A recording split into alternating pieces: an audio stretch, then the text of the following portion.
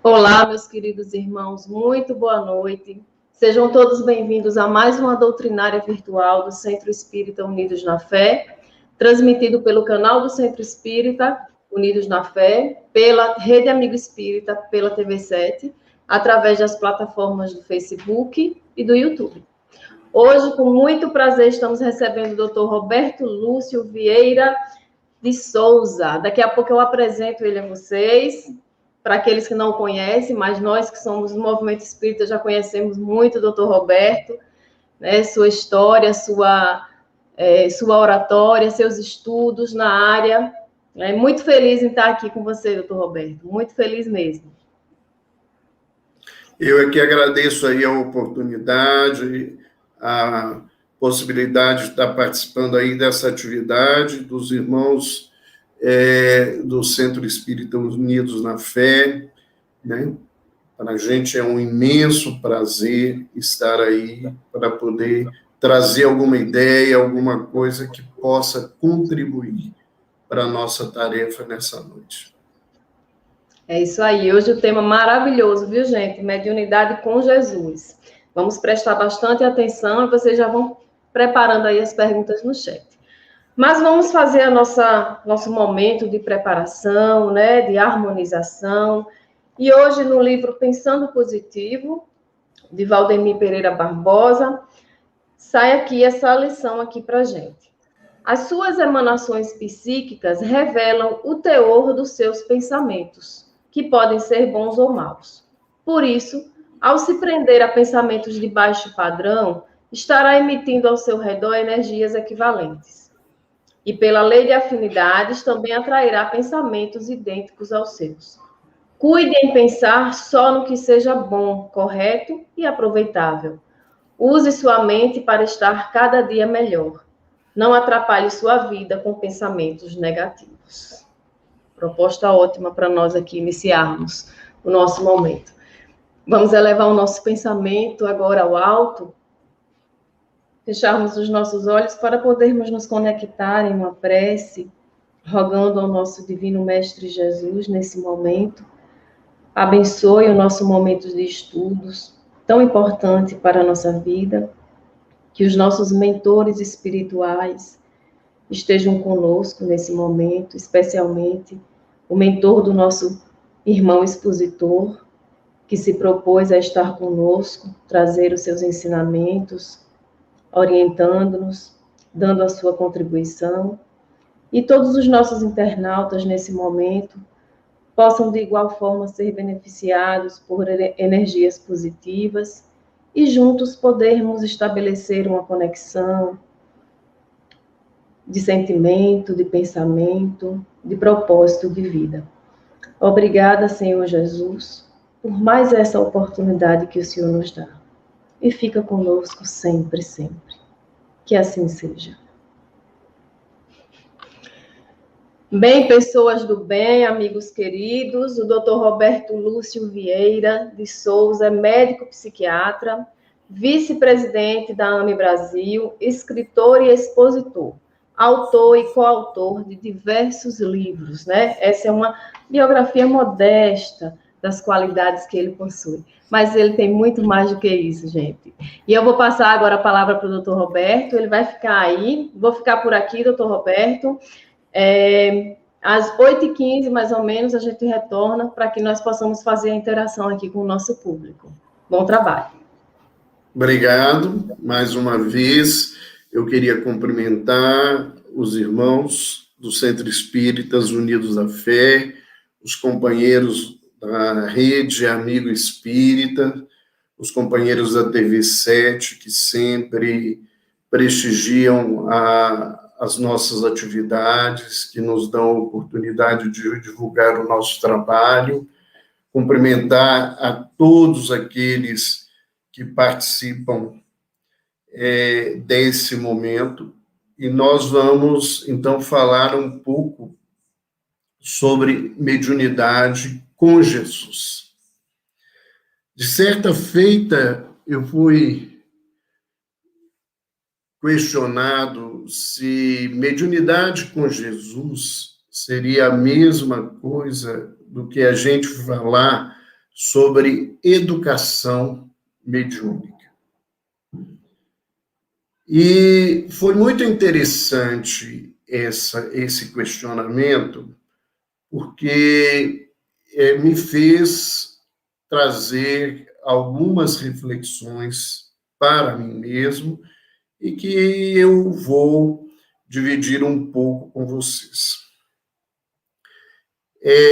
Embora haja áreas de implicação de uma coisa e outra, eu vejo, né, a questão da educação mediúnica como um conjunto, né, de orientações ou de normas para que o médium, o grupo mediúnico, funcione de uma maneira mais harmoniosa, condizente com a busca do trabalho dentro do campo da mediunidade. Mas quando a gente fala de mediunidade com Jesus, eu acho que isso é mais amplo, é muito maior do que a questão da educação mediúnica. Porque falar de mediunidade com Jesus é tentar buscar para nós reflexões acerca da nossa conduta na vida, no dia a dia, que tem repercussões nos trabalhos mediúnicos, no intercâmbio mediúnico, e buscar entender os aspectos éticos e morais que um grupo mediúnico deveria ter para que o trabalho fosse realmente uma atividade voltada a essa transformação que as pessoas pedem. Há alguns anos atrás, a gente teve a alegria de receber, pela psicografia, um livro com esse título, Mediunidade com Jesus, que é uma proposta do Espírito Carlos, que nos orienta os trabalhos mediúnicos mais diretamente, e esse companheiro foi buscar inúmeras citações evangélicas para fazer comentários de maneira que nós pudéssemos refletir sobre as questões que competem à nossa intimidade para o trabalho com a mediunidade.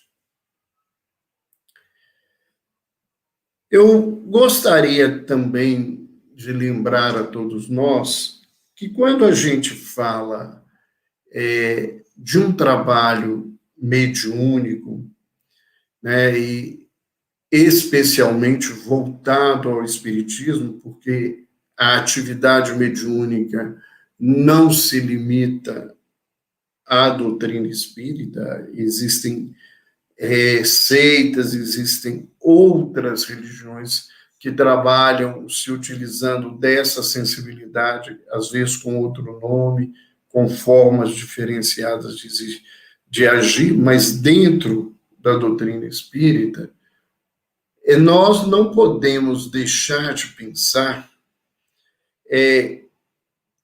como geralmente os espíritas se orientam ou se comportam diante da mediunidade. Há uma classificação que não é nossa, que pertence a Kardec, né, e que está no Livro dos Médiuns, que ele, né, faz um diagnóstico de tipos de espíritas em relação à observação da mediunidade.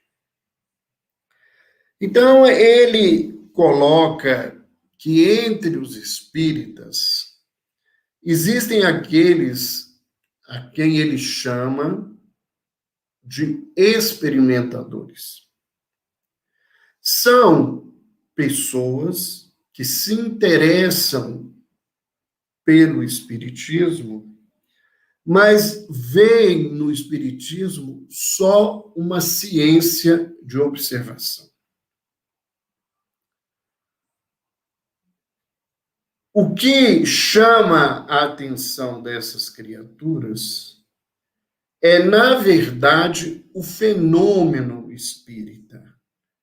E o interesse que eles têm é de desvendar o mecanismo desse fenômeno na sua maior intensidade e poder pesquisar a veracidade ou não da sensibilidade mediúnica num todo, ou da sensibilidade mediúnica em algumas pessoas, sem nenhuma conotação moral, sem nenhuma atitude voltada às repercussões que esse fenômeno poderia trazer no campo da vivência, no campo social e no campo cultural das criaturas.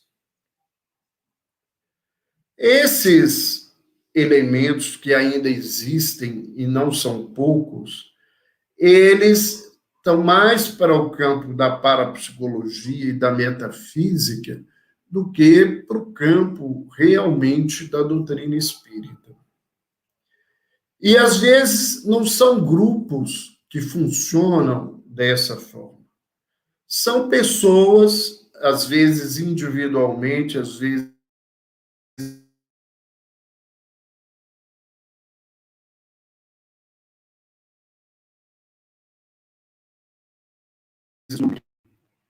eles atuam na vida das criaturas em pequeno número, que eles estão a fim de descobrir médiuns para entender a mediunidade. Entendam que não é isso, não tenho intenção nenhuma de dizer quem está certo ou está errado. É a gente pegar Kardec e ver que essas coisas existem e acontecem. E, às vezes, numa casa espírita, tem uma pessoa assim, que é o tempo todo questionadora. E, embora fale que seja espírita, ela questiona a ação dos espíritos, a realidade dos espíritos e a veracidade da ação dos médiuns dentro daquele campo, dentro daquela instituição. O outro grupo classificado por Kardec são os espíritas imperfeitos. Ele chama de espíritas imperfeitos aquelas pessoas que compreendem a doutrina espírita ou racionalmente têm uma ideia, às vezes têm até um conhecimento teórico profundo sobre mediunidade, sobre tudo que se estuda sobre mediunidade, mas que não praticam, não se ligam ou à mediunidade, ou não utilizam de maneira coerente o que conhecem na prática mediúnica. Um exemplo que nós podemos dar, que infelizmente não é incomum, né, é que a orientação básica de Kardec sobre o trabalho mediúnico, né, se a gente pudesse dizer, né, que o princípio básico para se trabalhar com o fenômeno mediúnico, segundo a ciência espírita trazida por Kardec, seria a universalidade dos ensinamentos dos espíritos. Dentro da proposta de Kardec, nós não deveríamos, de maneira alguma, divulgar ou assimilar como verdade ou como mentira nenhuma informação mediúnica. Vê que ele não questiona a existência da mediunidade, ele está levantando o conteúdo do fenômeno, que não tenha passado pelo critério da universalidade do conhecimento, né, de vários espíritos, ou seja, vários médiuns, vários espíritos, que, sendo esses médiuns que não se conhecem, que não se conectam, que não têm nenhum contato, né, deveriam trazer informações coerentes, que se conjugam, que se mostram até semelhantes, para que a gente passasse a divulgar esses ensinamentos. Isto, infelizmente, não é a grande realidade. Os grupos recebem as mensagens mediúnicas e não buscam, às vezes, nem a crítica do próprio grupo sobre o conteúdo. Principalmente quando esses grupos passam a atuar diante de determinados médiuns com um sentimento de idolatria, a considerar que esses médiuns eles são um referencial não questionável. Quem faz isso, né, quem age dessa forma, se a gente poderia usar esse verbo que me incomoda, está pecando de início. Porque não é esse o propósito da doutrina. Então, eu conheço, mas eu não pratico. E quando a gente divulga alguma coisa sem esse cuidado, essa informação, ela pode se transformar em um desserviço à doutrina espírita. Ela pode servir como algo que seja tropeço para o movimento, em vez de ser algo que engrandeça o movimento, independente de quem fosse. Me lembro aqui de uma orientação básica de Emmanuel, esse grande benfeitor, esse espírito que eu tenho profunda reverência pelo seu papel e o seu trabalho, a dizer o Chico que se em algum momento ele próprio, Emmanuel, escrevesse algo que fosse contra o ensinamento de Kardec, que Chico abandonasse a informação advinda por ele e seguisse com Kardec. Eu estou aqui dando um exemplo dessa situação e poderia ocupar o tempo que me disponibilizaram para trazer inúmeras outras situações para se pensar. Outro grupo que ele traz na referência de espíritas com mediunidade é o grupo que ele chama de espíritas exaltados ou fanáticos. É aquelas pessoas, né, que não por maldade, né, elas agem diante da mediunidade de qualquer coisa que se diga mediunidade como sendo mediunidade.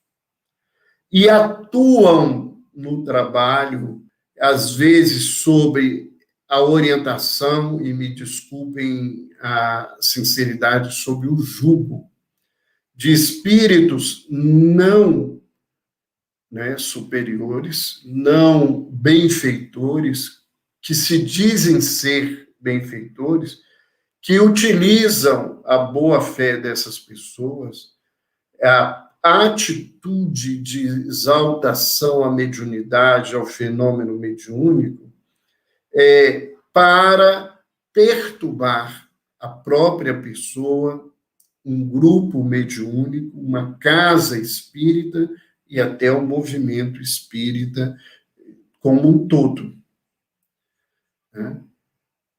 O espiritismo não se livra da questão do fanatismo e da exaltação à mediunidade. Prova disso é que, às vezes, uma tarefa de estudo numa casa espírita é costume ter uma frequência muito menor do que quando essas casas funcionam e têm atividades mediúnicas que se transformam em verdadeiros chamativos para que as pessoas estejam dentro da casa espírita.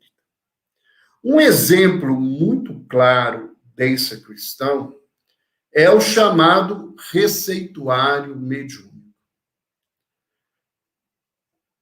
Às vezes, a casa espírita tem trabalhos de estudos maravilhosos em que a sala de estudo não fica nem com a metade das pessoas. No dia que tem o receituário mediúnico, né, o salão, a sala não cabe das pessoas que estão ali, que participam daquela tarefa. Necessariamente não são as pessoas que estão buscando consolo, às vezes dos próprios membros da casa espírita, que ficam voltados e focados nessa condição. O fanatismo, em vez de ajudar, ele só prejudica a seriedade da doutrina, e a doutrina passa a ser vista de uma maneira bastante complicada. E o outro grupo que Kardec coloca no Livro dos Médiuns, que ele chama de verdadeiros espíritas ou espíritas cristãos. Essa expressão é de Kardec, não é nossa.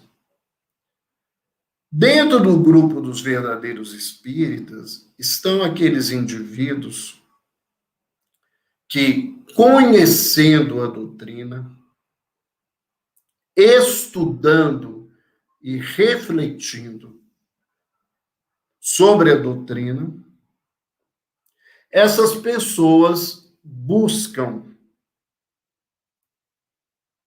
uma questão moral, né, que, dentro daquele aspecto, vá trazer a ele a possibilidade da construção, né, de virtudes que são, na verdade, o grande objetivo do nosso trabalho. Então, quando a gente fala de mediunidade com Jesus, não é apenas uma mediunidade que nos traga, na verdade, no caminho, normas de como comportar para uma atividade mediúnica. Como o médium deve agir dentro de uma tarefa mediúnica. Até porque, dentro desses anos de trabalho com mediunidade, né, só trabalhando com mediunidade dentro da doutrina espírita, né? Eu estou completando, nesse ano, 43 anos de atividade mediúnica. Eu já vi, né, muitas vezes, normativas para o trabalho mediúnico, que, como médium, eu percebo que aquilo dificulta muito mais o trabalho mediúnico do que facilita a atividade mediúnica.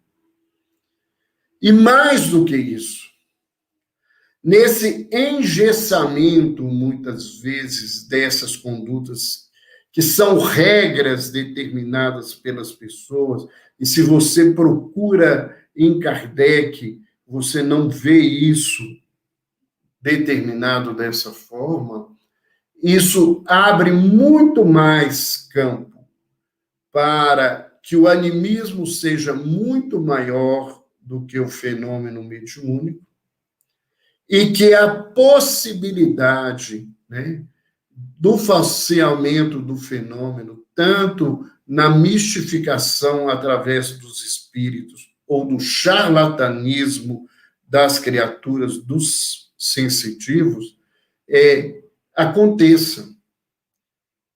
Então, a mediunidade com Jesus não é simplesmente essas regras. É um convite para que a gente entenda algumas coisas que elas são extremamente importantes para a vida da criatura dentro da sua reforma íntima. A primeira coisa que a gente precisa pensar, né,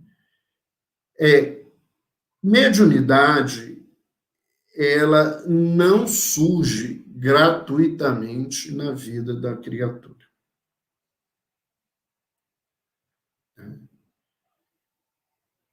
A mediunidade, ela não acontece por uma questão de elevação moral. Isso está escrito na codificação e isso é relembrado pelos grandes benfeitores espirituais através da mediunidade de inúmeros companheiros da doutrina, desencarnados ou encarnados, que pela seriedade nos mostram essa situação. Pessoas que não têm uma elevação moral, às vezes podem ter fenômenos mediúnicos intensos,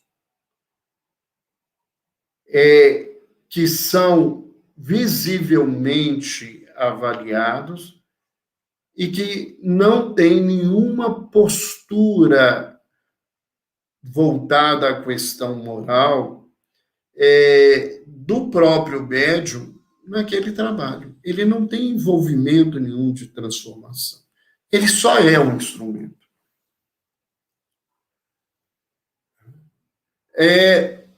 Nós entendemos, então, que para se falar em mediunidade com Jesus, eu preciso entender que a mediunidade vem à minha vida como um instrumento de trabalho, de aprendizado e um instrumento de assistência, né, no sentido da beneficência em favor das criaturas. A mediunidade com Jesus não me faz simplesmente aprender a diferenciar o teor vibratório de um espírito que está numa melhor ou numa condição mais infeliz na evolução. Ela me convida, na presença da vivência mediúnica, do que aquilo acontece, a entender, a perguntar para mim o que essa experiência mediúnica tem a ver com a minha vida.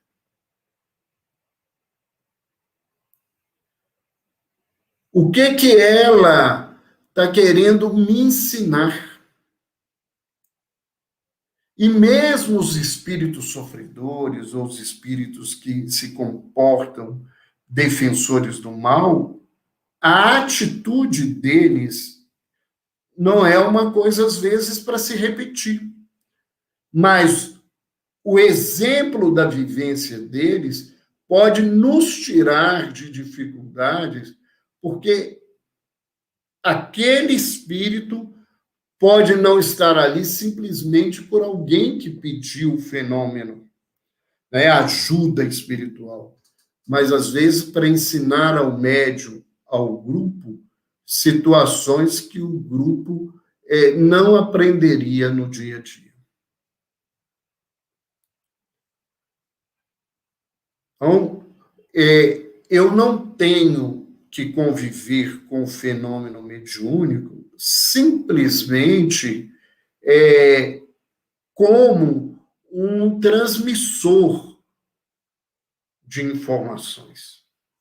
Entender que cada informação, cada mensagem, cada experiência mediúnica, ela veio para mim. Ela está falando de alguma coisa que está em mim, de alguma coisa que pode surgir na minha vida e que eu preciso modificar. O fenômeno mediúnico, ele é um instrumento de estudo. O médium, ele não tem que agir só com o fenômeno, com que ele consegue manifestar. Ele precisa, na verdade, estudar sobre tudo da mediunidade, tudo do espiritismo, ter um conhecimento geral bom, de maneira que a sua produção mediúnica, ela cada vez mais se aprimore e ajude melhor as pessoas que se chegam. A mediunidade é um instrumento para assistir, auxiliar. Primeiramente, nos auxiliar, depois auxiliar os espíritos que se manifestam e, se possível, auxiliar as pessoas que solicitam ou o restante do grupo que participa conosco. Por que eu falo se possível? Porque eu já vi, nesses anos todos de vida, muitos espíritos aceitarem ajuda e melhorarem, e as criaturas que pedem ajuda não fazem nenhum movimento de transformação e continuam no mesmo lugar, no mesmo contexto. E também já vi médiuns caírem em armadilhas complicadas, e essas armadilhas, elas foram avisadas a ele anteriormente através de manifestações mediúnicas que aparentemente não tinham nada a ver com ele, porque ele não se vinculava a essa situação, e esse contexto ficou mais difícil, ficou mais complexo. Dentro ainda desse aprendizado da mediunidade com Jesus, é fundamental a gente lembrar algumas características da mediunidade que elas são parte do fenômeno, e ao compreendê-las, nós vamos atuar com maior propriedade, vamos poder avaliar as coisas de uma maneira mais clara, e os grupos podem agir de uma forma mais produtiva. Primeiramente, lembrar que mediunidade não é uma criação, não é uma fabricação humana, nem é uma fabricação do espiritismo, como alguns religiosos de má fé querem que os seus seguidores pensem. Mediunidade é um fenômeno natural. Ele faz parte da natureza. E de maneira mais intensa ou menos intensa, mais frequente ou menos frequente, ele esteve presente em toda a história da humanidade, e não há culturas que não relatem fenômenos que a doutrina espírita chama de mediúnicos, em toda a história. Sendo um fenômeno natural, mediunidade é uma coisa simples. Tudo na natureza se move pela simplicidade. Os fenômenos, eles têm características simples. O que é complexo na vida é o homem. Nós é que complicamos as coisas. Alguém pode falar assim, mas há estruturas, por exemplo, do organismo, no universo, que elas são de uma característica de perfeição muito grande, sim. Mas a construção, né, as leis que dirigem essas coisas, elas são muito simples, de afinidade, leis que a gravidade, tudo isso é de uma simplicidade. E o fenômeno mediúnico, ele se baseia numa lei que é a lei de sintonia. O fenômeno mediúnico é, antes de tudo, um fenômeno de sentido.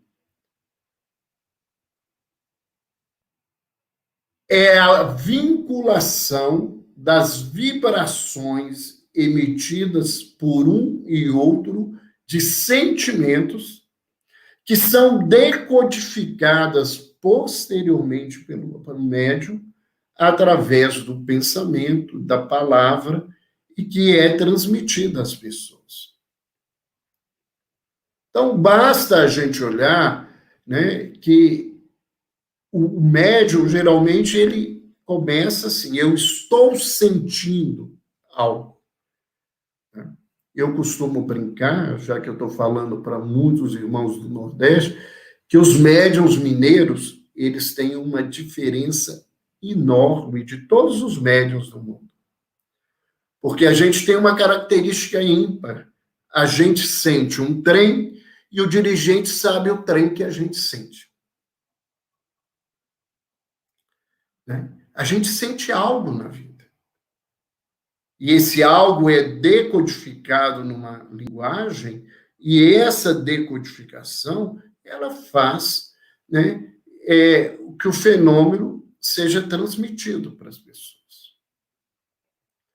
Sendo um fenômeno natural, a mediunidade é ímpar.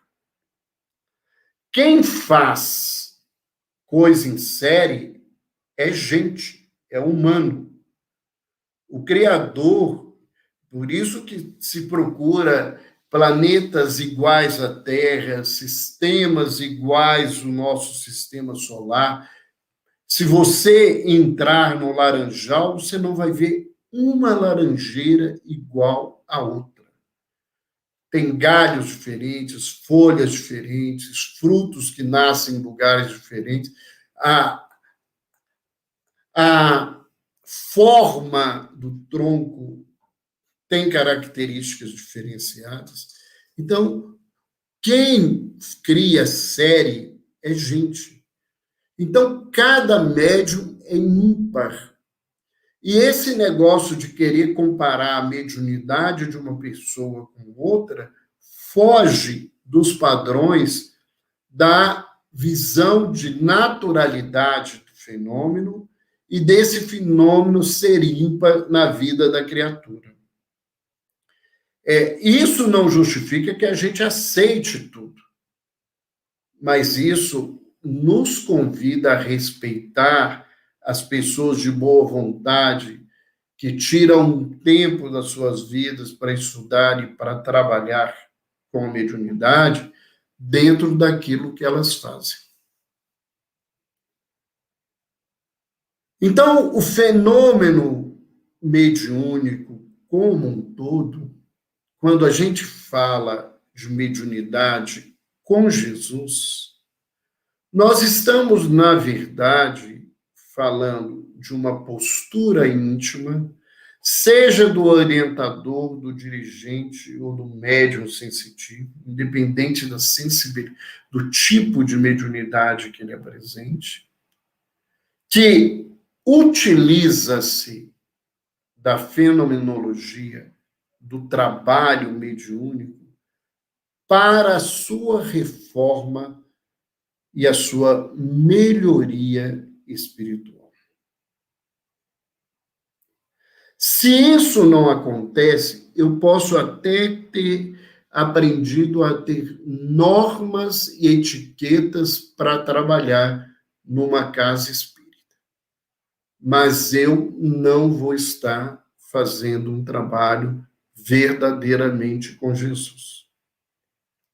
Se o trabalho com a mediunidade, e ainda é uma característica de ser natural, não for útil, ele não é um trabalho, né, da natureza divina da vida. Tudo na vida tem uma função e uma utilidade. Tudo. Inclusive o que nós chamamos de mal, inclusive o que nós chamamos de calamidade, de todas as coisas, isso tem uma função na vida. Se a minha mediunidade é só para me encantar, se a mediunidade que eu tenho é só para criar vínculos dentro da vida, eu não tenho como agir diante dessa situação. Né? Não é isso que eu fui convidado. Não deveria estar exercendo mediunidade. Se o que eu busco é idolatria, se o que eu busco é só o fenômeno, isso é muito complexo.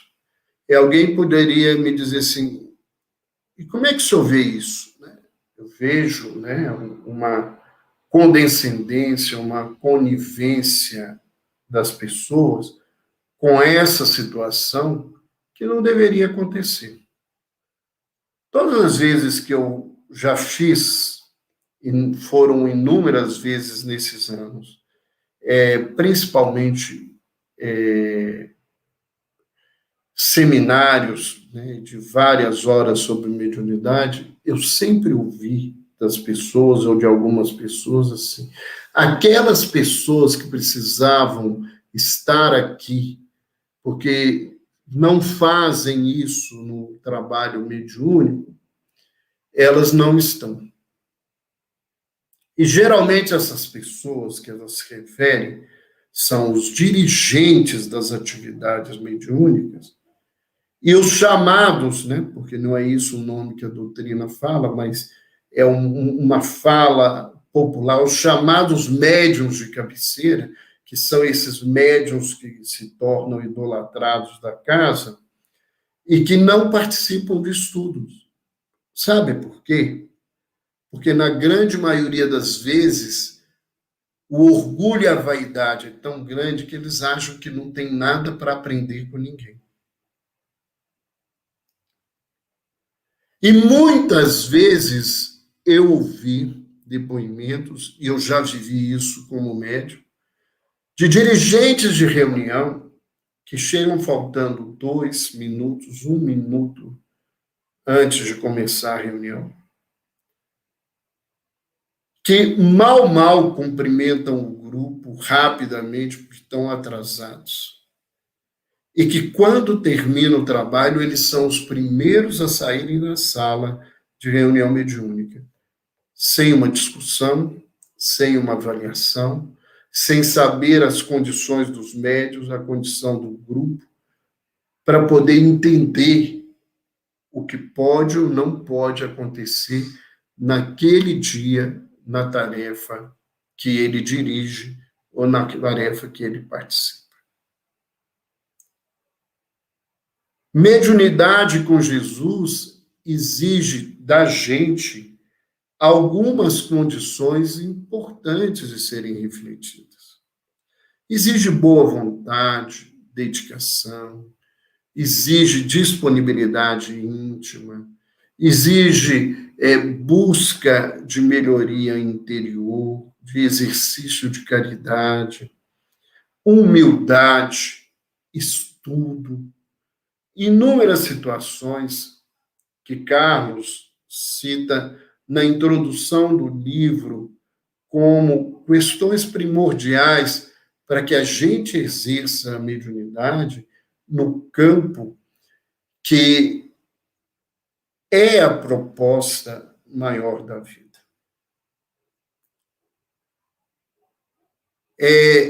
Eu gostaria de terminar essa parte, só para a gente pensar o quanto que isso é importante, com um relato, né, que está num dos livros que fala sobre o Chico, e que agora me falhou a memória do autor, mas logo a gente lembra. Desculpe aí o companheiro a falha. Em que o Chico, voltando numa véspera de Ano Novo do trabalho, que ele fazia na periferia de Uberaba, com a comunidade imensamente pobre, ele disse para aquele pequeno grupo de amigos que ele temia desencarnar e ver a sua ficha, né, e se envergonhar. Quando o Chico falou isso, as pessoas começaram a falar com ele: Chico, aonde você está arrumando isso, Chico? Olha só os livros que você produziu. E ele disse: os livros não são meus. Os livros são dos espíritos. Eu fui só o intermediário. Eu não fiz nada desses livros. E as obras que esses livros produziram são frutos da bondade dos espíritos que cederam o direito desses livros para as instituições. E ele foi, e o pessoal tentando mostrar, até que ele disse: irmãos, isso é verdadeiro. Eu temo desencarnar e ver minha ficha e envergonhar-me. Porque a única e grande missão que eu recebi antes de reencarnar é a de chegar lá melhor do que quando eu saí.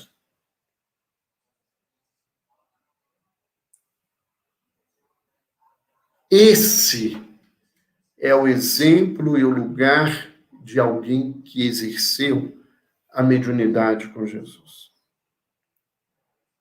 Que tinha a ideia de que tudo aquilo que ele fazia não era para agradar um movimento, não era apenas para consolar as pessoas, não era apenas para provar a grandeza do trabalho mediúnico dele, e realmente é grandiosa, é maravilhosa, é a grande atividade que ele buscava exercer através de tudo que ele fazia, é de se transformar enquanto espírito e poder chegar no mundo espiritual digno, como um trabalhador digno do Cristo na sua vida.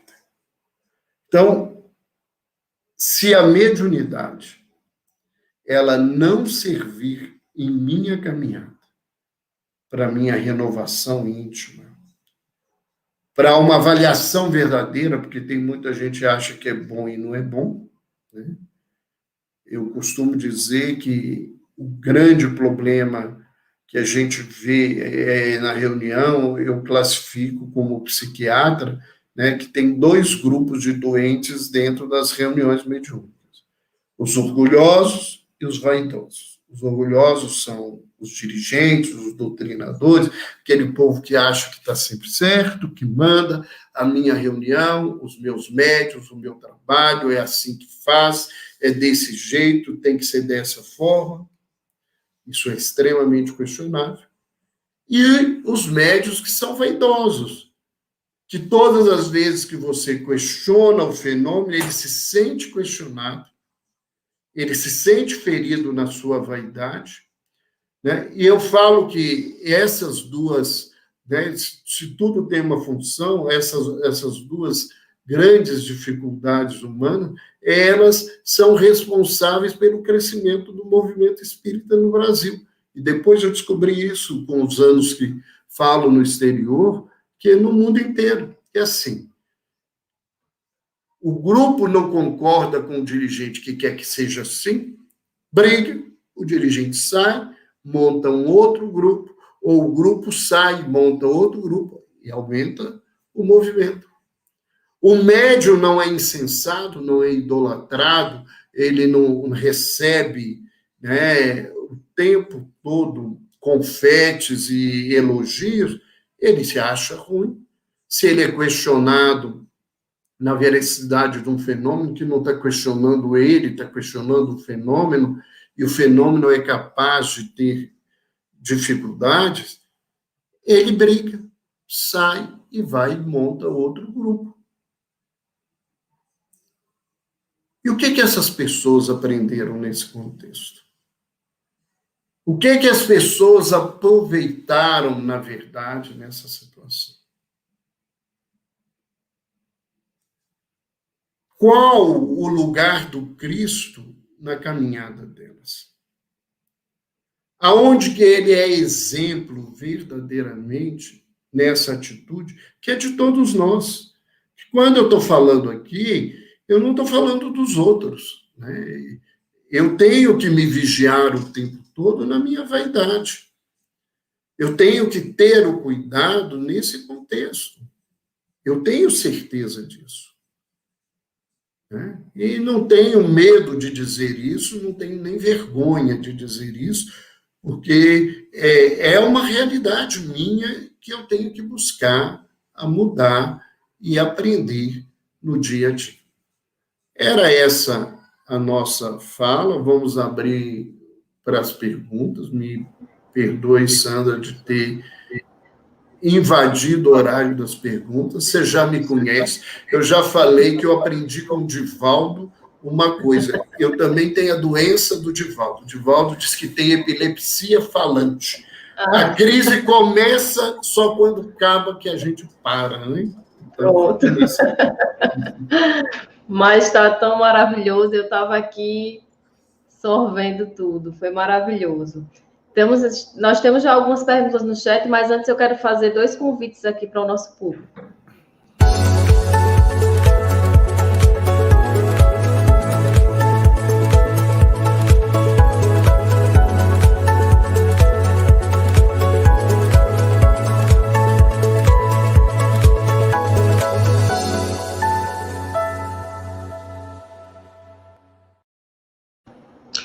Está aí o nosso convite para a participação do programa Sob o Olhar da Doutrina, todas as segundas às 8 horas da noite, às 20 horas, com Luiz Antônio.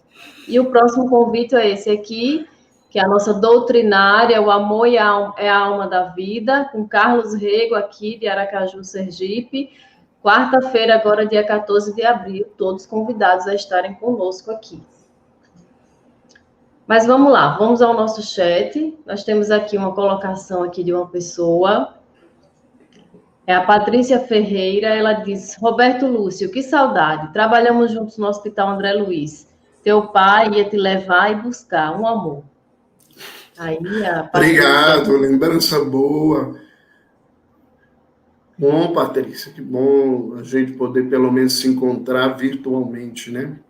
E lembrança boa dele, que já retornou à pátria espiritual há tantos anos, mas realmente era o meu chofer de um lado para o outro, né? Que eu falo que eu sou um troço muito perigoso, que eu não dirijo nem minha vida, quanto mais vou dirigir carro na vida, né? Então, essa situação sempre foi assim. E obrigado, Patrícia. Um abraço, um beijo aí no coração. Vamos agora à nossa primeira pergunta. O Alcides Santos pergunta aqui: os atributos mediúnicos são como os talentos do Evangelho. Se o patrimônio é desviado de seus fins, o mau servo torna-se indigno da confiança do Senhor, da seara, da verdade e do amor? Olha, Alcides, numa visão muito geral, às vezes a gente pode levantar isso como se fosse um sim. Mas eu queria lembrá-lo, né, eu vendo a sua fala, a gente percebe o seu conhecimento. Então, lembrarmos da parábola do joio e do trigo, né, que o Senhor, né, da leira, da terra, ele, né, não impediu, de momento nenhum, que o joio crescesse com o trigo. E no momento certo, esse joio ele é recolhido aos molhos e só então ele é separado e queimado. E Emmanuel, numa das suas páginas, se não me engano, no Vinha de Luz, ele fala sobre o joio e ele diz, né, que isso provavelmente não aconteceu da separação desde sempre, porque o Senhor é misericordioso e ele tem esperança na conduta do trabalhador. E ele disse, e isso é muito importante para nós hoje que vivemos uma situação de calamidade mundial, que quando se junta aos joios, né, eles são queimados aos molhos, por isso que nem sempre uma dor vem sozinha. Então, muitas vezes, quando essa confiança não é mais possível, às vezes a vida do medianeiro ela se transforma num imenso sofrimento. Então, é importante a gente ter cuidado, porque às vezes a gente interpreta o medianeiro que cai pelos seus erros e suas dificuldades e passa a duvidar de todo o contexto do fenômeno mediúnico na vida dele. E isso necessariamente não é verdade. Às vezes as pessoas produziram muito bons frutos e depois caíram e não deram conta de continuar. E é função nossa, e Paulo nos lembra isso, de examinar tudo e reter o que é bom. É isso aí. Obrigada, Alcides, pela participação. Pergunta do Daniel Rosa, que está conosco. O Daniel é de Goiânia, desde o início aqui do nosso canal, que ele participa em todas as lives. Um abraço, Daniel. Doutor Roberto, o médium devotado a Jesus pode ser visado por espíritos que sentem incomodados com o bem, testado por encarnados próximos influenciados na sua importância moral? Olha, o bem é um incômodo para o mal, sempre. E a forma que os espíritos vão agir, elas são das mais diferentes maneiras. Ela pode usar questões indiretas, né? Podem vir diretamente ao médium, atrapalhando a caminhada dele, e elas podem crescer dentro do grupo onde ele trabalha, e quando se vê, ele está envolvido numa situação de dificuldade. O bem vai sempre prevalecer, mas isso não significa que o bem vai prevalecer hoje. num determinado momento, essa coisa vai acontecer na vida de transformação. Aí a gente vê por que tantos médiuns caem, tantos médiuns abandonam o trabalho, né? Tantos médiuns perdem as condições de tarefa.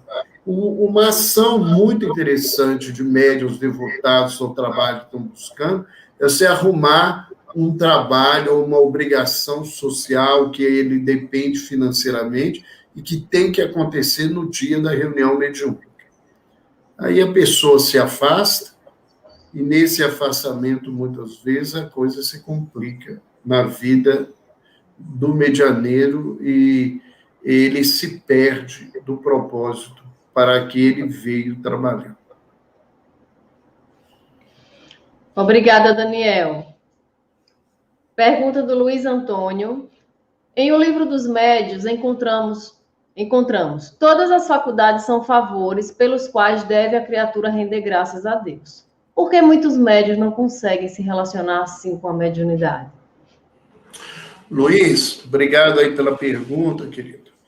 É importante a gente lembrar, e eu vejo assim, né, render graças a Deus, ter gratidão pelo que a gente tem. O Evangelho segundo o Espiritismo nos fala claramente que isso demonstra um padrão de evolução do espírito. Um espírito grato, que sabe dar graças, que sabe agradecer, isso é um sinal de crescimento espiritual.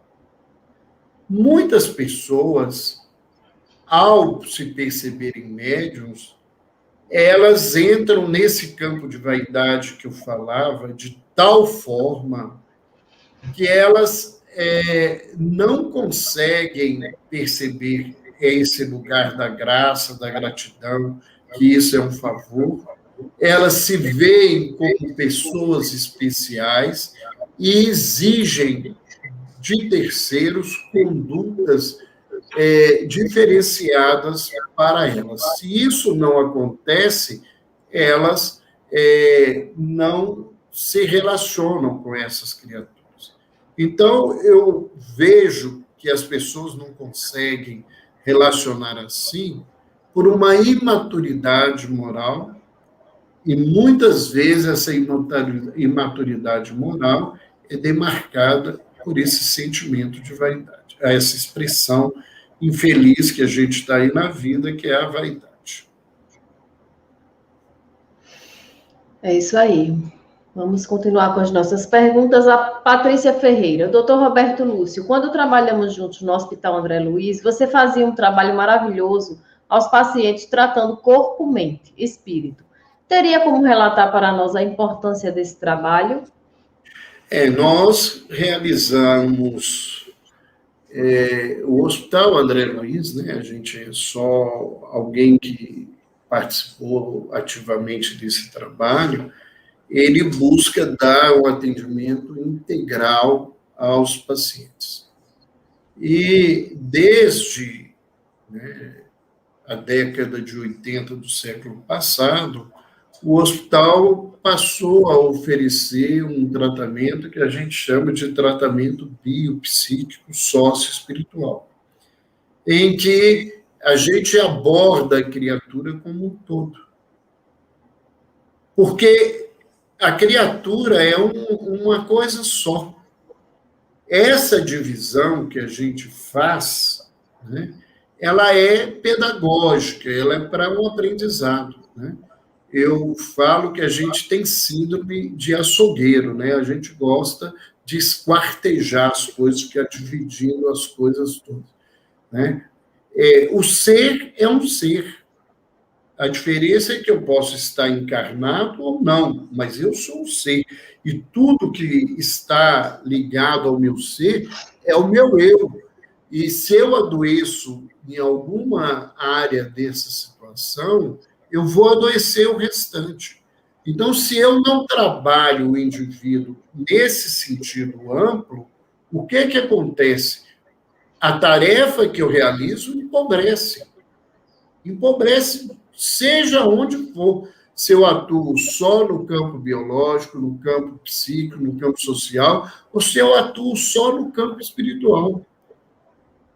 Quanto maior for essa transdisciplinaridade, quanto maior for essa complementaridade de tarefas e de serviço, melhor a pessoa vai ser atendida, porque eu não vou ver uma parte do ser, eu vou ver o ser como um todo. Então, a importância desse trabalho é que, nesse contexto, a tarefa, a atividade, ela se transformou na vida da criatura, né, dentro desse modo de ver, numa assistência muito maior do que realmente a medicina ou a psicologia ou o serviço social, ou o próprio centro espírita poderiam oferecer, individualizados, focando apenas um aspecto da vida da criatura. Obrigada, Patrícia. A Marta Nardi. O médium é médium 24 horas por dia. Como trabalhar com a mediunidade em tempos de pandemia, uma vez que os centros espíritas estão fechados? Como exercer a caridade neste sentido mediúnico nesta hora? Ótima pergunta. Demorou, porque eu já falei sobre isso tantas vezes desde o ano passado. E eu acho que tem hora que eu falo, Sandra, e não agrada a muita gente, não, porque outro dia alguém queria me convencer que, não, você trabalha à noite e aí resolve o problema, que os espíritos... Eu tenho muita preocupação com isso, porque eu tenho visto muitos médiuns adoecendo, tendo crises de ansiedade, de pânico, sintomas depressivos, e que ficam, para mim, visivelmente relacionados com os fenômenos mediúnicos que não acontecem. Por quê? Porque toda energia que a gente se envolve, ela tem que circular. E o médium, no trabalho mediúnico, ele quer 24 horas por dia, no sentido que a gente, né, é sensível a várias coisas, mais ou menos ostensivamente. Essa pessoa, ela se ela não trabalha, muitas vezes essa energia fica ligada a ela, e como ela não tem uma habilidade, às vezes é alguém que está iniciando essa tarefa, ou tem outras dificuldades que fazem com que isso seja um dificultador, essa pessoa pode adoecer. Então, o que eu entendo, né, os centros espíritas, eles estão seguindo a orientação da Organização Mundial de Saúde, das principais instituições de saúde, e deve fazê-lo. Mas, na medida da possibilidade da abertura dos templos, né, e das instituições religiosas, eu sinto que nós deveríamos, seguindo protocolos rigorosos, auxiliar esses médiuns em dificuldades, de alguma forma, num trabalho mediúnico. Dentro da Associação Médico Espírita de Minas Gerais, que é onde a gente atua, nós criamos um protocolo para a gente avaliar algumas coisas do fenômeno mediúnico e de como que a gente poderia atuar virtualmente no fenômeno. Claro que a gente não está propondo ninguém receber espírito em casa por receber espírito em casa, não é isso, né? Mas, por exemplo, nós temos grupos de reunião onde casais ou parentes estão reunidos na mesma casa e que participam da mesma tarefa, onde um é médium, o outro é orientador, E você tem que pensar, se você tem um grupo de vibração, um trabalho de muitos anos, de seriedade, de firmeza, que todo mundo pode trabalhar, nós temos que pensar se esse médium, que é uma exceção, que a grande maioria não tem chance, não poderia estar trabalhando junto com esse orientador, e isso facilitando coisas que a gente não consegue fazer. Isso é possível?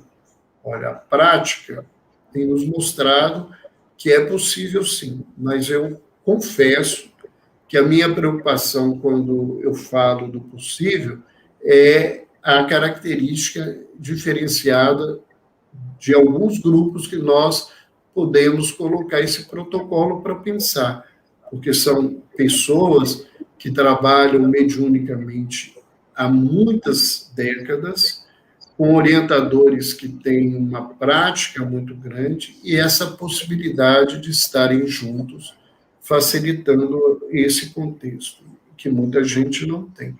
Mas eu acho que se as casas mediúnicas podem se abrir para fazerem reuniões em salões grandes, com distanciamento, com posturas de protocolo de higiene e de cuidado, isso ajudaria muita gente que está adoecendo.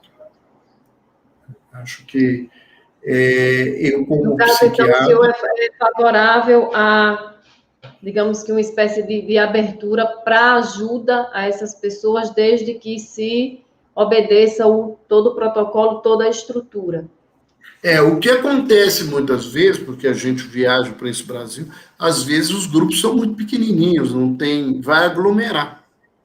Uhum. Mas se você pensa, imagina, eu não conheço o grupo de vocês, você tem um salão de 100 metros quadrados. Você tem uma reunião de 12 participantes. Só para dar uma ideia da coisa. Uhum. Se você colocar um médium, uma cadeira contra cadeira, um médium virado de um lado, o orientador voltado para o outro lado, numa sala aberta, que tenha janelas, que tenha todo mundo de máscara, com cuidado, por que essa atividade mediúnica não pode acontecer? Uhum. Agora, você trabalha, e isso é uma realidade no Brasil, numa salinha de 15 metros quadrados. Não dá para colocar 14 pessoas e fazer um trabalho desse. Então, quando eu coloco isso, eu não estou colocando que as casas espíritas deveriam abrir de uma maneira não cuidadosa. Né? Até porque eu sou médico, quem você segue o meu Instagram, tenho lutado para que as pessoas entendam que nós precisamos respeitar as normas, os protocolos, que é a única forma, enquanto a vacinação não chega, da gente se proteger, mas eu acho que a gente tem, sim, condições de criar protocolos para trabalhar. Né? E eu sei de pessoas até estudiosas que dizem, não, mas isso é risco, isso é perigoso. Perigoso. Eu aprendi com a Amir Klink que sentado numa cadeira à luz do abajur, se eu penso, é perigoso na vida. Então, e ele que rodou o mundo de baixo, né? Tudo é perigoso. Tudo é perigoso. Agora, nós temos que pensar nessa situação, né? Eu não participo diretamente do movimento federativo, não tenho nada contra o movimento, ao contrário, a minha disponibilidade para o movimento, o meu respeito pela Federação Espírita Brasileira é grande, o meu respeito pelas pessoas que trabalham nas federativas, sou recebido com muito carinho e respeito em todos os lugares que eu vou, mas eu tenho uma opinião, e a minha opinião não é como médium, simplesmente. A minha opinião é como médico psiquiatra, né? Que é coisas que eu falo. Está todo mundo preocupado com o coronavírus? Tem que estar. Mas tem muito pouca gente preocupada que a pandemia da saúde mental, ela está começando. Ela vai se estender de uma maneira muito grande, principalmente porque o mundo está entrando em bancarrota financeira. Não é o Brasil, é o mundo.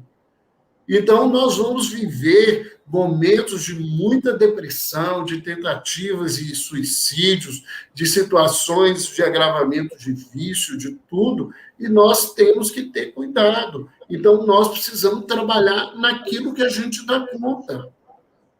E ter o bom senso de trabalhar. Eu não vou colocar alguém idoso que tem risco, que tem comorbidade, mas às vezes a gente tem trabalhadores que podem estar nessa tarefa e vamos realizar isso de uma maneira séria, de uma maneira... vamos buscar usar o aspecto científico da doutrina. É isso aí, é algo a gente analisar mesmo. Muito bom ouvir esses esclarecimentos. E o Luiz Antônio pergunta aqui de novo: o médium pode perder a sua mediunidade e deixar de ser médium? Luiz, aí vai o espírito de porco do Roberto, né? Que eu acho que tem gente que não deixou de ser médium, nunca foi médium. Tem hora que a gente vê gente aí que os outros falam de mediunidade, que eu sou bastante questionador. Eu questiono o meu trabalho mediúnico o tempo todo, as pessoas que convivem comigo, eu não libero uma mensagem que eu acho que é complicado, sem que isso passe na mão de 7, 8, 9 pessoas que vão ler, que eu tenho a certeza que eles vão ser sinceros e vão buscar essa visão. Mas a pessoa, o fenômeno mediúnico pode ser abafado na vida. O fenômeno mediúnico é um fenômeno sensitivo. Eu posso nascer escutando e desencarnar surdo. Eu posso nascer sentindo paladar, ter coronavírus e poder ter essa sequela de não ter paladar mais. Então, eu posso ter uma sensibilidade mediúnica e, por inúmeras condições da pessoa, inclusive questões orgânicas, essa mediunidade, ela pode, do ponto de vista orgânico, ser abafada e ela deixar de acontecer. Né? Agora, um risco são as pessoas que são médiums, que trabalham ostensivamente e que resolvem que não vão trabalhar mediunicamente mais. Eu não quero ser médium. Isso não tem jeito. Não adianta falar que eu não quero enxergar se eu enxergo. Nesse contexto, o risco de adoecimento e de processos obsessivos é muito grande. Muito grande. É isso aí. Obrigada, Luiz. No caso, doutor Roberto, a pessoa que é ansiosa, a pessoa que traz seus problemas depressivos, e ela também trabalha na mediunidade, ela pode ter esse exercício atormentado por não estar, né, talvez, harmoniosa com essas suas características mentais? Olha, todo mundo que tem um transtorno psiquiátrico está em crise, ele não deveria trabalhar com mediunidade. Isso não significa que ele vai ter que parar pela vida inteira. Por quê? Porque o fenômeno mediúnico, ele envolve sentimento, emoção e manifestação intelectual, de expressão de pensamento. E quando você adoece do ponto de vista mental, você adoece nesses níveis. Então, a sua sintonia, né, a antena que o médium ela está estragada, ela está com algum defeito. E a sintonia que ele vai fazer é uma sintonia de dificuldade. Então, a minha orientação enquanto médium, ou enquanto médico, é que as pessoas que estão em crise, elas devem ser afastadas da atividade mediúnica. Agora, uma coisa que me preocupa muito, Sandra, é que afastar da atividade mediúnica não é afastar da assistência espiritual da reunião. Então, eu já discuti com muito dirigente, porque as pessoas praticamente expulsam essas criaturas da reunião. E, às vezes, são pessoas que trabalham há muitos anos e são interpretadas como incapazes, incompetentes para o resto da vida. E não é verdade. E quando eu falo de crise, eu não estou falando também só de crises mentais. Uma pessoa que é cardiopata está numa crise, com uma pressão alta, com taquicardia, com bradicardia, tendo episódios de hipotensão, tendo episódios de perda de consciência, queda, uma pessoa dessa não tem condição de trabalhar mediunicamente, porque ela está precisando de ajuda, organicamente ela está frágil, e a gente não tem que colocar uma pessoa para trabalhar nessa condição. Um diabético que está em crise, que a glicose dele está altíssima, ele inclusive corre riscos sérios de vida, ele não tem que estar trabalhando numa reunião mediúnica. Agora, como manter essa assistência? A minha orientação, quando me perguntam, quando o próprio paciente me pede o que ele pode falar na casa espírita, eu falo assim, olha, você diz que você não pode trabalhar, mas que eu orientei que você deveria ir para a reunião mediúnica, chegar lá, participar da leitura, participar da oração, receber o passe e voltar para casa. Há um provérbio judeu que Paulo repete no livro, na Epístola aos Hebreus, que ele diz assim, não é justo tirar o grão da boca do animal que toca a pedra de lei. O que esse provérbio diz? Que não é justo que a gente tire a possibilidade das pessoas receberem o alimento, serem atendidas no lugar que elas trabalham. Então, eu não acho que essas pessoas têm que ficar em reunião mediúnica, nem na tal da segunda corrente, não acho realmente isso. Mas eu acho que a reunião deveria se preparar, hoje a gente quase não tem isso mesmo por causa da pandemia, mas deveria se preparar. A pessoa chegaria ali, receberia assistência da equipe, ela vai se sentir acolhida, ela vai se sentir protegida pelos espíritos. Isso é uma importante assistência para a caminhada dela. Isso aí. O João Lúcio Pereira, doutor Roberto, obrigado. Muitas casas espíritas se viram obrigadas a mudar as reuniões de desobsessão com manifestações por reunião de tratamento através da irradiação mental virtual. E os desencarnados? Essa pergunta, João, ela é muito importante, mas eu acho que muitas vezes o que o grupo consegue fazer é essa irradiação mental virtual. E se o grupo faz isso de uma maneira correta, se ele faz o trabalho de uma maneira séria, ele também vai irradiar vibrações para os desencarnados que estão naquela atividade. Né? A grande parte do nosso trabalho mediúnico, mesmo dentro desse projeto que eu te falei, ele é dessa irradiação mental.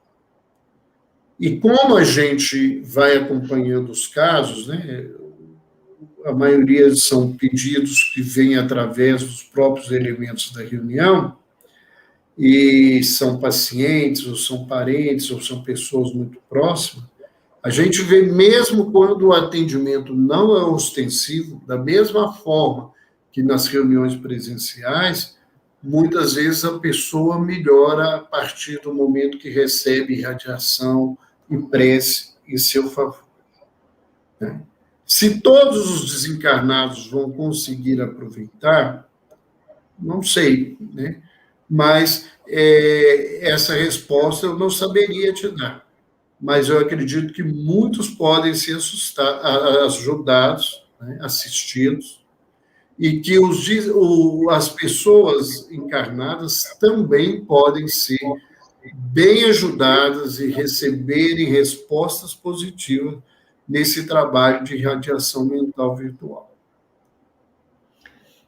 E o médium, doutor Roberto, que ele sente que a mediunidade dele não é tão produtiva, um médium que duvida da mediunidade dele, se sente bem realizando outras atividades na casa espírita, na evangelização, no passe, né, em outras tarefas. Como é que fica essa situação dessa saída dele? Ou ele continua, mesmo se sentindo assim na reunião mediúnica? Há algum comprometimento para ele nesse caso? Olha, isso pode acontecer ou não. Depende do que ele vai continuar fazendo, da seriedade que ele está fazendo. O Carlos, ele fala com a gente, Sandra, que se você não tem boa vontade, se você não está disponível intimamente, é preferível que você não trabalhe mediunicamente. Porque você vai atrapalhar a reunião, você não vai ajudar a reunião. Então, se o indivíduo não quer trabalhar mediúnico, é uma escolha dele. Se isso vai ser bom ou não na vida dele, é outra situação, mas é uma escolha dele, né? Mas a gente tem que respeitar, e às vezes a pessoa pega uma outra tarefa, e nessa tarefa ele se oferece tanto ao bem, que ele consegue realizar algumas coisas. E vai chegar um momento na vida que essa mediunidade vai cobrar a ação, e ele vai repensar nessa caminhada, nesse lugar, né? Esse negócio de dizer assim, eu duvido da minha mediunidade, se você está saindo por isso, eu acho que não devia sair, porque isso não é ruim. É preferível que eu duvide do fenômeno mediúnico ou que eu aceite qualquer coisa e diga que é mediunidade. E eu vejo um monte de gente falando de mediunidade que não é mediunidade, que não é fenômeno mediúnico, é fenômeno puramente anímico, quanto não é um charlatanismo ou uma mistificação. Então, eu duvidar só por duvidar, eu não sou aquele indivíduo que atrapalha o grupo, mas tem essa preocupação, isso ajuda, se eu dividir isso com o grupo, se eu aprender a ouvir com o grupo, eu posso fazer muito mais do que eu imagino. Muito bem. O Alcides pergunta de novo aqui, nós já estamos no nosso tempinho, essa provavelmente será a nossa última pergunta, porque já estamos na hora. Como fazer da mediunidade um instrumento de autoiluminação? Olha, para mim isso é muito fácil. Do ponto de vista teórico, né? Fazer da mediunidade um instrumento de autoiluminação é se utilizar do fenômeno mediúnico como ferramenta para o seu autoconhecimento. Por que eu me ligo a determinados espíritos? Por que o meu fenômeno mediúnico continua desse jeito? O que é essa mensagem? O que é essa vivência desse espírito sofredor quer dizer para mim? O que isso tem de afinidade minha moral, as minhas afinidades íntimas? E o que eu preciso mudar nesse contexto? Agora, isso exige uma questão que é humildade. Aí eu posso te falar, se eu falei de vaidoso e orgulhoso, humildade não é uma coisa que combina muito com essas duas pessoas. Então a gente precisa mudar de paradigma para conseguir fazer dessa tarefa uma tarefa positiva. Muito bem, doutor Roberto. O Evaldo aqui, ele termina aqui a nossa live. Eu vou pedir ao senhor para que o senhor faça as considerações finais, a nossa prece de encerramento. E o Evaldo aqui, de Nossa Senhora da Glória, é um grande amigo nosso poeta, ele fez uns pequenos versos aqui no momento que o senhor fazia a palestra aqui. Parabéns por esse tema e por este encontro bendito, por tantos ensinos santos que que pelo Lúcio foi dito, com asas para os céus diretamente do Brito. Muito obrigado aí, Evaldo, pelo carinho, né? É o nosso poeta. Então, eu queria agradecer a oportunidade, né? Aqueles que não conhecem, eu sugiro a leitura do livro Mediunidade com Jesus, que é uma obra interessante para trabalhos mediúnicos, porque ela foi criada para isso, são pequenos textos, todos baseados no Evangelho, com temas para a gente refletir em termos éticos, em termos de postura interior, durante o trabalho, a tarefa, né, para a nossa transformação pessoal. Ele está...